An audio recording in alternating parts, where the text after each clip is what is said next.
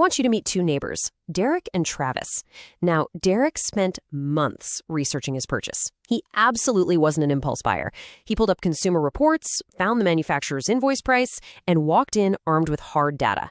He financed his car and drove away feeling like an absolute genius.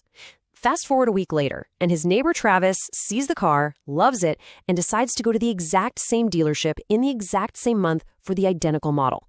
But Travis, he decides to pay in pure cash. The result?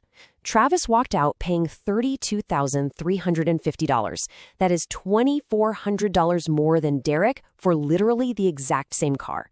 So what on earth happened here? The difference wasn't luck. It wasn't timing. It all came down to how the dealership's profit machine actually operates. To really grasp why Travis paid so much more, we kind of have to look at what Derek thought he pulled off. The car Derek wanted had a sticker price of $32,250. But Derek knew the invoice price, what the manufacturer supposedly charges the dealer, was $29,900. After an hour of just grueling negotiation, Derek got them down to $29,950. That is just $50 above the invoice price. The salesman even looked at him, probably sighed, and delivered that classic line, "We're basically losing money on this deal." Derek fell for the ultimate illusion. He thought he cracked the code. But that $50 gross profit he fought so hard for, that's just the bait. It's literally the only number you are allowed to see. Let's peel back the curtain on Derek's deal. Underneath that $50 are up to 13 more profit layers that are completely invisible to the buyer. First off, there are holdbacks. After a sale closes, the manufacturer sends money back to the dealership, usually about 2 to 3% of the sticker price. On Derek's car, that alone was $645 to $967. Right there, the dealership made 12 to 19 times what Derek thought they made. Crazy, right? Then you have dealer cash incentives for pushing overproduced models and stair-step or volume bonuses, where dealerships get these huge payouts for hitting sales thresholds.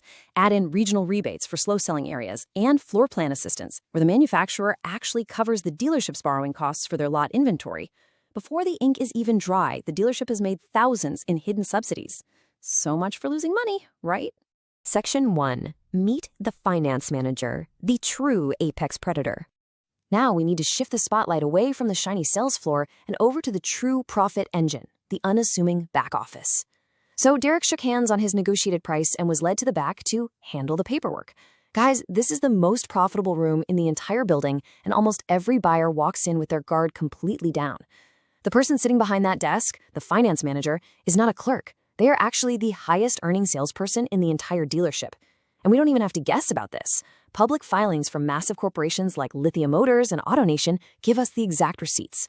The average gross profit on a new car sale, that front-end negotiation out on the floor, is a measly $3 to $263. But in the finance office, that generates between $2,000 and $2,800 per car. That right there is the real business. I want us to anchor on this massive number for just a second, $2,800. When you walk into that small, quiet back office to sign your paperwork, this is the exact target amount they are trained to extract from your wallet. They have a highly sophisticated, optimized system designed to get you there, and they are incredibly good at what they do. So how exactly do they build up to that $2,800? Well, it happens in 5 distinct layers. First up, the loan reserve markup. If you're approved at, say, 4%, they might charge you 5% and just pocket the difference.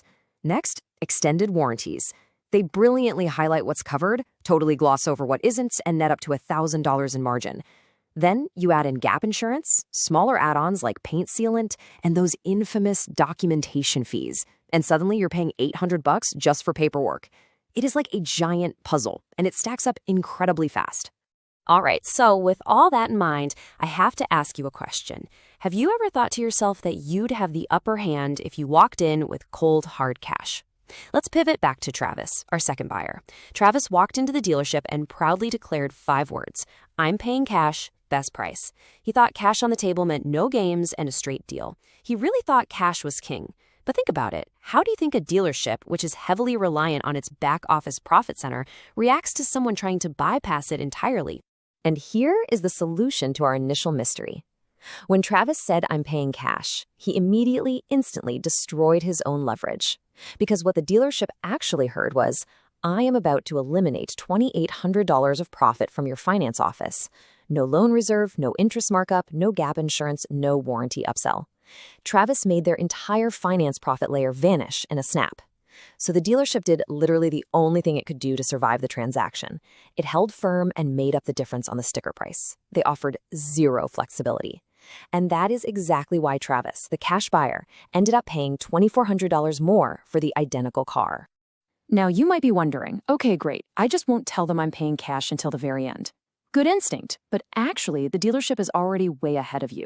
They have built-in traps designed specifically to sniff out your cash before you even reach the back office. First up is the clipboard test. When you walk in, they casually hand you a form asking if you want to pay cash or finance. It feels like a formality, but it is absolutely not. It's the very first filter. Next is the credit check. Partway through negotiations, they'll ask to check your credit. They aren't just checking credit worthiness here, they are confirming your intent to finance. Finally, they'll preemptively fill out your loan application before you even enter the finance room. You're basically confirming your intent multiple times without even realizing it. Section 2. The Trojan Horse Payoff Strategy. So if we know all of the dealership's traps and we know exactly where they make their money, how do we use this invisible machine to our own advantage? Well, here are 6 rapid-fire steps to secure the lower price while entirely bypassing their traps. Step 1. Walk in as a financing buyer. Never mention cash. This gives you maximum leverage right out of the gate. Step 2. Ask, what is the loan origination fee? By doing this, you're secretly confirming there are no hidden upfront costs. Step 3. Negotiate the purchase price extremely hard. They'll actually yield, expecting to make it back later in the finance room. Step 4. Negotiate the back-end items. Do not pay full price for warranties. Step 5, and this is absolutely crucial, read the contract to confirm there is zero prepayment penalty.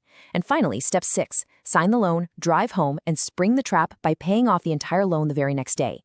You get the lower financing price with literally zero interest. If you take away just one thing from this explainer today, let it be this powerful paradigm shift. At a modern dealership, the loan isn't a cost to them. It is the product. When you try to take the loan away with cash, you are removing their most valuable revenue stream. Derek gave his leverage away in the back room. Travis lost his leverage before he even sat down. But now you know every invisible layer, every hidden number, and the exact strategy to use their own highly tuned machine in your favor. Next time you step onto a car lot, you are the one with the blueprint to their machine. But it kind of makes you wonder, if the car industry relies this heavily on financing disguised as a product, what other major purchases in our lives are operating under the exact same illusion?